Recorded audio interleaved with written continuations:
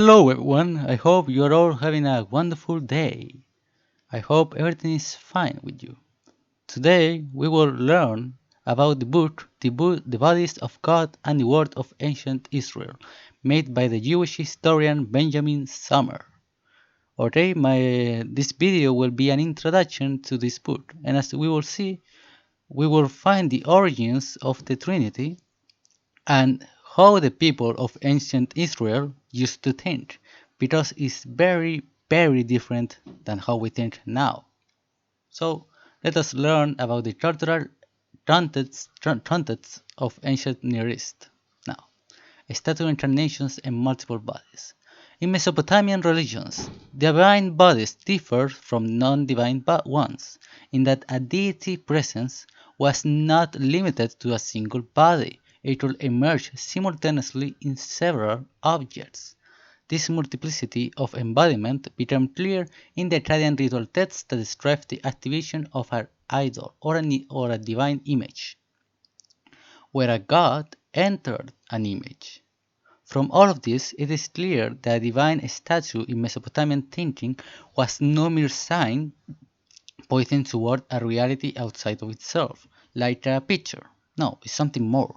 Rather, the Salmu was an incarnation whose substance was identical with that of the god. Through a specific ritual, what had been a physical object became a body of the god. But it was not the only body of the god. There were, after all, multiple statues of any given deity, so that Marduk was at once present in the statue in Isagelia and in the statues in other sanctuaries as well. Thus the statue was identical with the god, but it did not encompass the entirety of the god. So what is Summer trying to say here? Summer is trying to say that for the in Babylon, no, yes, for in Mesopotamia and in Canaan, the idea that people had is that when they made an idol, it wasn't just an object or a picture or an image. No, no, no. It was something more. The god descended from heaven and used this idol as his new body.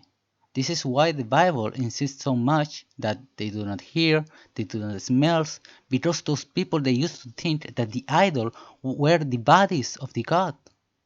But this is very interesting because it wasn't only one statue. No, there were multiple statues.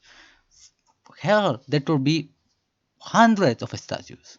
Marduk was not only in heaven, but he was here in this statue and in the other 20 statues all throughout Babylon. So it was a very crazy idea, which is very different than how we used to think of our bodies. For example, me, myself, I only have one body, the same for you, the same for the dog, the same for the cat. But for deities, this was very different.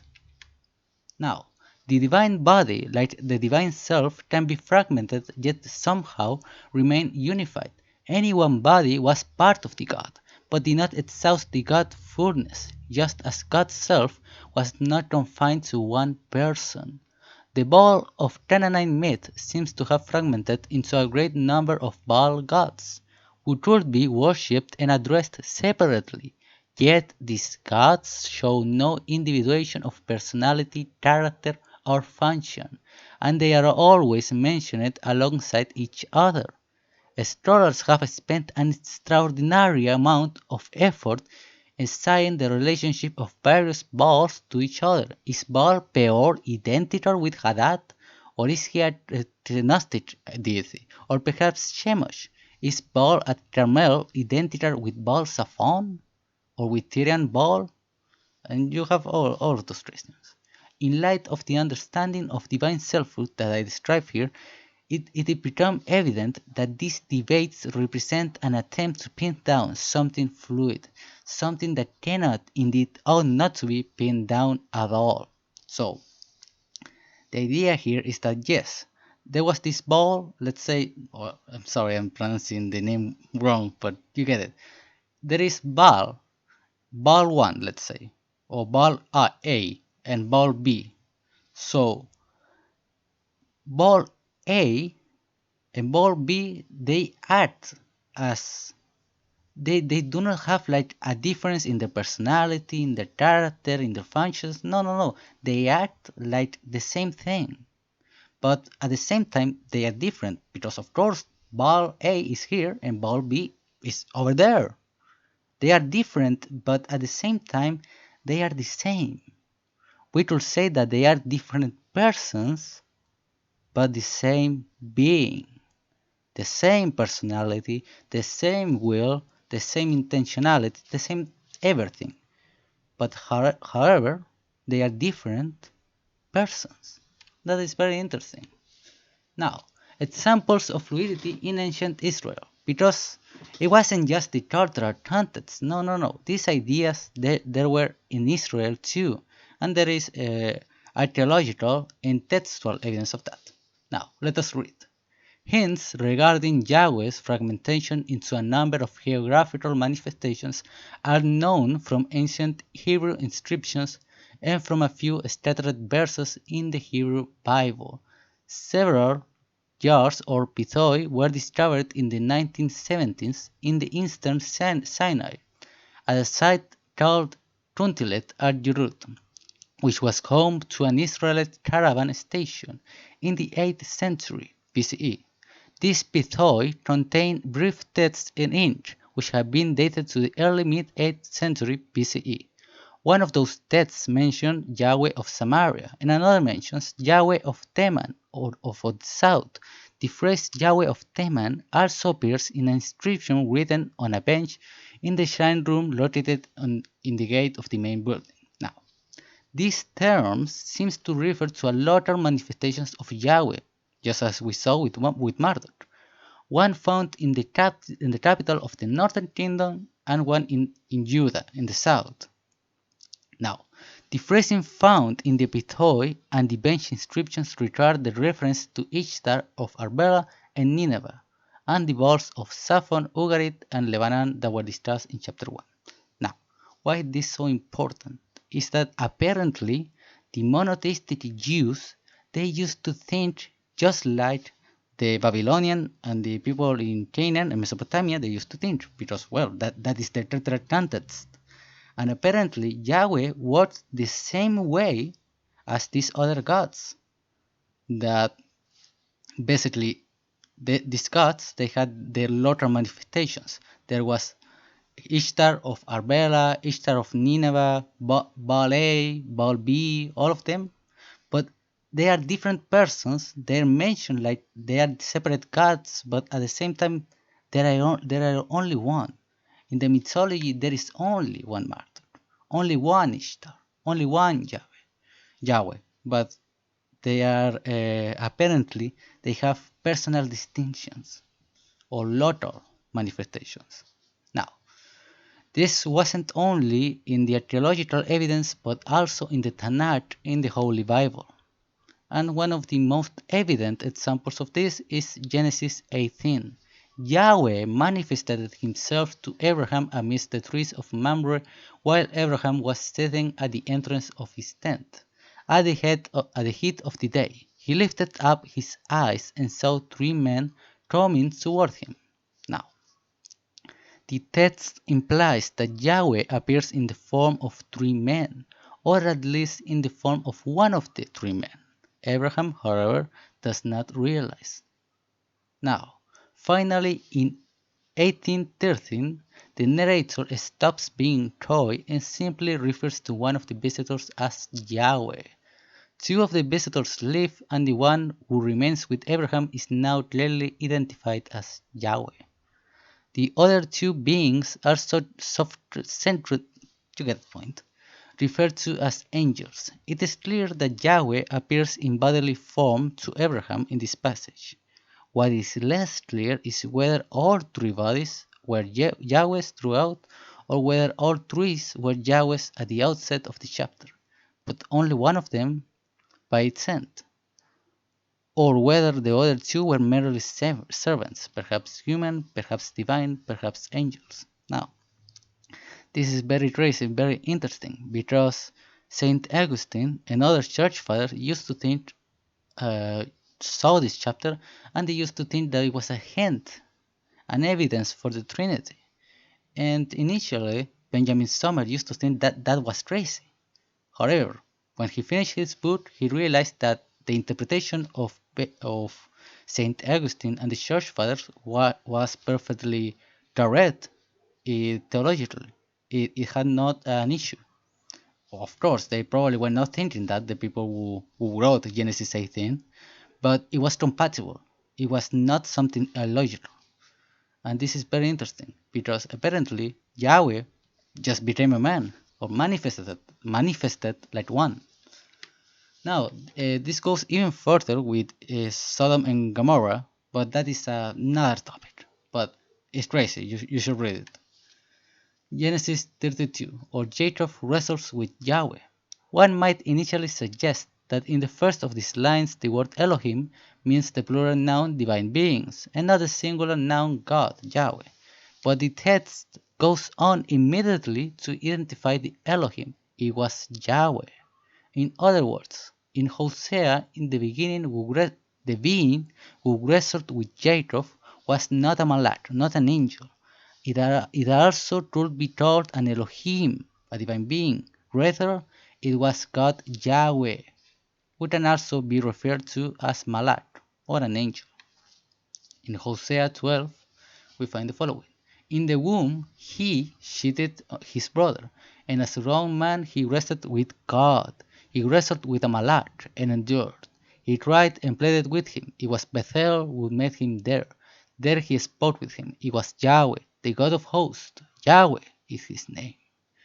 These verses present a series of identifications. First, the malach, with whom Jacob wrestled at Penuel on his trip back to Canaan, was identified to be Bethel, the deity in the Bethel with whom Jacob spoke when he fled from Canaan years earlier.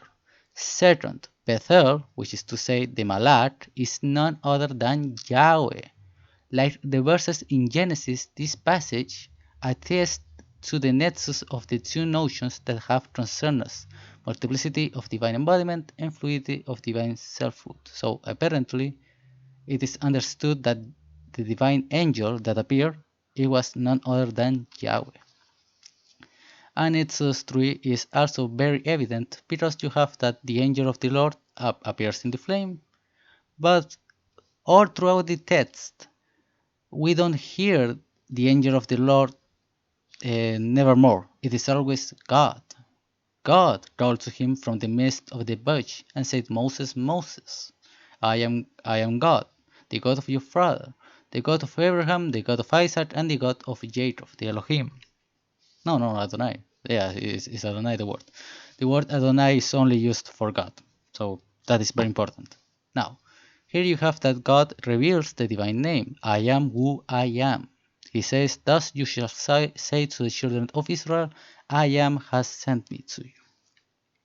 This is, of course, a very evident representation of divine fluidity. Now, Judges 6 is another example. Evidence of this sort of an angel is not limited to the Pentateuch. In the story of the commissioning of Gideon, a malach appears to Gideon from underneath a tree and speaks to him. But as the story progresses, we are told simply Yahweh turned to face him and said. One might want to argue that Yahweh was located in heaven and spoke throughout a lower ranking divine being sent to earth with a message, an angel. But it is specifically Yahweh who turns his face toward Gideon in verse 14.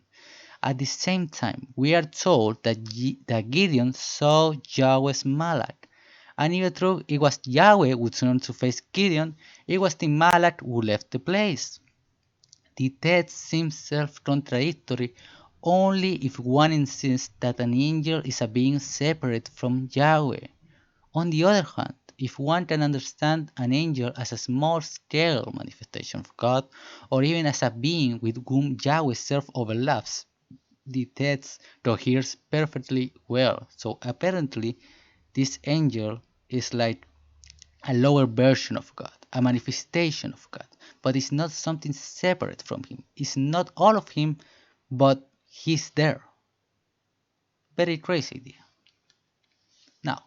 Samuel 15 is another example that he gave in one of his conferences. He says the following: "Please," says Absalom to David. Please, Absalom is his son. Okay, it's, let us read. Please let me go to Hebron and pay the vow which I made to the Lord. For your servant took a vow while I dwelt at Geshur in Syria, saying, If the Lord indeed brings me back to Jerusalem, then I will serve the Lord. And then the king, David, said to him, Go in peace. So he arose and went to Hebron. This is very interesting because it's another example of divine selfhood, of divine fluidity. Why? Because it implies a local manifestation of Yahweh in Hebron. Thus Absalom could have fulfilled the vow in Jerusalem. However, he did not choose to do it there, but he chose to go to Hebron. So, of course, here we see another example of what we saw earlier, the local manifestations of Yahweh.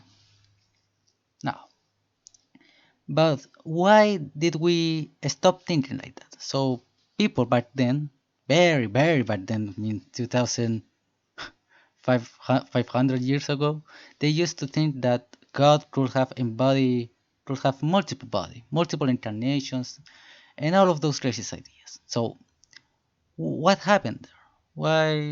Why apparently it was lost to history? So here we see the reason why. The Deuteronomists employ here what the rabbis later would call gist or offense, in order to make clear that no physical object can embody God. They further insist that no object should even portray him, lest the portrayal come to be regarded as an incarnation. Just as Deuteronomic tradition rejects multiplicity of divine embodiment, it also rejects the fluidity of divine identity. God, the Deuteronomists tell us, is an integrated self.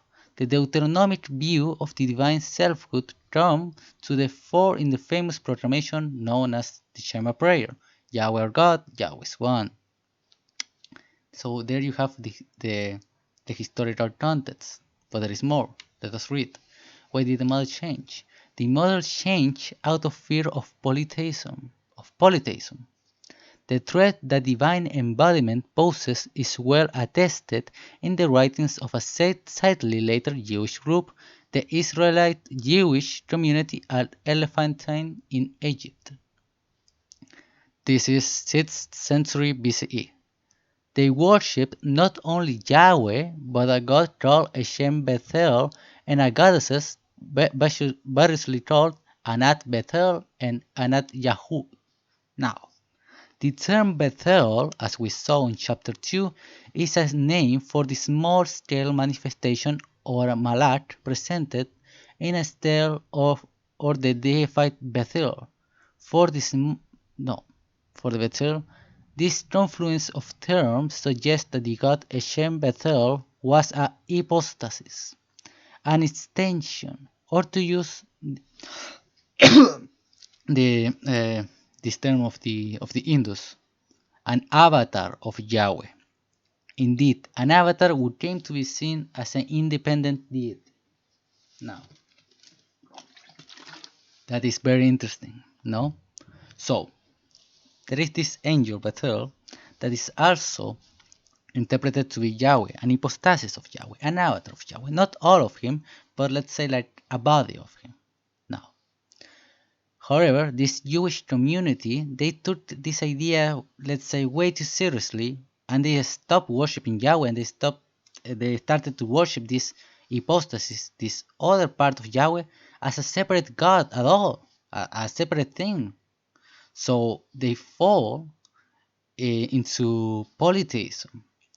And that is what the Deuteronomists were so afraid. They were their worst nightmare. And that is why they stopped. They outlawed the stele and the Bethels that Yahwistic Israelites had long utilized in the worship. That is why the model changed. That is why the rabbis stopped saying that God could incarnate in a Matzevat, in a Bethel, that he could enter the world, or that he could have multiple bodies, multiple avatars. No, they stopped having that idea because they realize that those ideas are very dangerous and they can lead to polytheism. And that is why the ideas change, the models change. And no, the body of God is only in heaven or only in Zion, or he's completely transcendent, only heaven. Okay? That is why the models change. However, the theological intuition did not disappear. It was still there. And now we will see fluidity in later sources. Now, this is not ancient Israel anymore. Now, the Shekinah. What is the Shekinah? It's dwelling or setting, and denotes the presence of God as it were in a place. Now, the Shekinah is very important because it's also the clouds, the pillar of clouds that appears in Exodus, and no, in Genesis I think not, but that appears in Exodus and many other books. Now, other rabbinic texts that discuss the Shekinah, however, suggest something resembling the multiplicity of divine embodiment. Some seem to regard the Shekinah as present in a specific earthly location and in heaven and at one and the same time. Remember that the Shekinah is the presence of God, so apparently God is in two places. Now, tell us that the angels were dismayed when Moses completed the tabernacle, fearing that the Shekinah would abandon them. But God reassured them that the Shekinah would remain in heaven even after it entered the earthly sanctuary. Now, there we find that here God is in two locations, one heavenly and one earthly, which suggests distinct localizations of divinity. Now, several scholars note the importance of a passage in a late rabbinic text, Midrash Mishal to Proverbs 22, in which the Shekinah stands before God and pleads successfully on behalf of King Solomon. As Peter Schaffer notes in the discussion of this text, in depicting the Shekinah standing up before God and speaking to him, the Midrash goes very far in its dramatic and bold personification. As a matter of fact, it draws a clear distinction between God and his Shekinah. The Shekinah has become a persona, different and distinct from God. So the Shekinah stopped being just the presence of the divine body, the presence of God, and it became like something similar to a person other than God. They can talk, they can communicate, they can give ideas. And this is very similar to the idea of the Trinity. Hell, it's almost the same thing. Now, let us look at the example of Metatron. I totally recommend you to read the book of Enoch. Totally recommendation. Now, some texts identify this figure as a little Yahweh or a lesser Yahweh, designation that attests at once to the figure overlap with God and the fact that the figure does not incorporate important aspects of God. Now, we are even told that the divine figure called Metatron had once been the human being Enoch. Remember, the guy of Genesis, the one who didn't die. In this text, then God's self overlaps with another being in a manner reminiscent of the ancient Near Eastern theology we examined in chapter 1. Significantly, the idea of Metatron as a little Yahweh or one whose name is like his master's. Nevertheless, insist in some distinction between God and Metatron as well, because you cannot pray to him. Now, why is this so important? Because in his conversations, Benjamin Soomer, in his conferences, he said that in ancient Israel, the idea was that the name wasn't only a way to say of something. It wasn't only, well, this is a chair and this is the name, chair. No, it was something more. The name gives you to understand what the essence was. The essence of something, let's say darkness, is the nature of the thing. So it was something more. It wasn't just a way of referring to something. It was also the nature of that thing. So when the text says name like his master, it's trying to say that this angel, that this being, is similar to Yahweh. It is almost like the same thing, almost like the same nature, very similar to him. But of course, it's not Yahweh, but it's like a lesser version of him, like a little Yahweh, a little second power, but he's still not Yahweh. He's still not a separate God, but it's a similar idea. Here you have that some of the divine essence is in Metatron, and he becomes the angel of the Lord. He is the same guy in Exodus, in Genesis. It's the same guy. Now the Kabbalah. This is very crazy. You will love it. The Kabbalah. The Kabbalistic doctrine of the Sephirot, in particular, constitutes a highly complex version of the notion that the divine can fragment itself into multiple selves that nonetheless remain parts of a unified whole. The Sephirot are usually conceived of as 10 manifestations of God in the universe. Yet they never attained the level of independent deities. On the contrary, Kabbalistic texts warn us against praying to them as they were distinct gods. The Sephirot interact in various ways, including sexual ones, and their interactions suggest their distinct identity. Yet, Kabbalists nonetheless maintain that they are all part of the unity that is God. So what are those rabbis trying to say? They're saying that a God is such a complex being that in actuality, when he created the world, part of his essence, of his nature, descended into it, was there, inside of the world. And those, let's say, energies, manifestations, parts, or whatever you want to say, they were there in the world. And not only that, but they could also interact between each other as persons do, and even sexual interactions. So it's something very crazy. They have a distinct identity, but they are still part of the unity that is God. So no, it's not polytheism. It's similar, but it's not the same thing. Still a unity. It's a still God. However, the human perception cannot understand it, and that is why we think of them as if they were like polytheist, polytheism, as if there were multiple gods, but in actuality they are not. Now, the Lurianic Kabbalah, this is even more crazy. From the 16th century on, new forms of the notion of multiple embodiment emerged in the Kabbalah of Isaac Luria. In Luria teachings, the reciprocal and reflexive activities of various parts of God became vastly more ramified, involving not only 10 Sephiroth but also 12 or 13, each of which comprehends its own full-fledged system of 10 Sephiroth.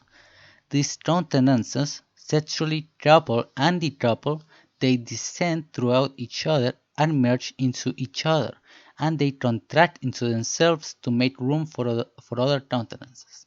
At the same time, within each countenance, various Sephiroth interact as well. One finds here what appears to be a full-fledged polytheistic system, except that all of these countenances and their constituent parts are nothing other than emanations from or earthly manifestations of a single God. So yeah, even Benjamin Soomer admitted that the Christians, look, they believe that three is one, but he joked that the rabbis they took this idea even further and they say that 100 is one. So yeah, you have all those very crazy ideas, but very interesting. Now, for the conclusion, is Christianity pagan? Now, classic language of Trinitarian theology, such as one nature, three persons, or one substance, three manifestations, applies perfectly well to examples of Yahweh's fluidity in the Hebrew Bible and to the fluidity traditions in Canaan and Mesopotamia. The doctrine of the Trinity crystallizes primarily in post-New Testament literature, but the New Testament itself also attests to the persistence of the fluidity model. We have seen that ancient Near Eastern texts are perfectly comfortable envisioning a deity as possessing a heavenly body as well as several earthly ones. Yahweh could be at home in a heavenly palace and at Zion at one and the same time. That the deity came down did not mean the deity did not also remain up. The presence of God and of God as Jesus on earth is nothing more than a particular form of this old idea of multiple embodiment, and hence no more offensive to a monotheistic theology than J and E sections of the Pentateuch. Now, what I have attempted to point out here is that biblical Israel knew very similar doctrines, and these doctrines did not disappear from Judaism after the biblical period. No Jew sensitive to Judaism's own classical sources, however, can fault the theological model Christianity employs when it disavows the belief in a God who has an earthly body, as well as a Holy Spirit and a heavenly manifestation. For that model we have seen is a perfectly Jewish one. A religion whose scripture contains the fluidity traditions, whose teaching emphasizes the multiplicity of the Shekinah, and whose thinkers speak of the Sephirot, does not differ in its theological essentials from a religion that adores the triune God. Note that the Christian beliefs that Judaism rejects are not specifically theological in nature. The only significant theological difference is not the incarnation nor the Trinity, but in Christianity revival of the notion of a dying and a rising God, a category ancient Israel clearly rejects. But there you have it. In conclusion, the Trinity is not pagan. It did not appear out of thin air. God did not, here is the Trinity, guys. No.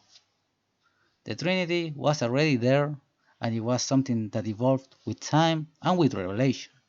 But it's not something pagan. It's not something that came out of thin air. And there you have it. There you have the origins of the Trinity and the idea that God, well, the Jewish God, of course, he had multiple bodies. Very interesting.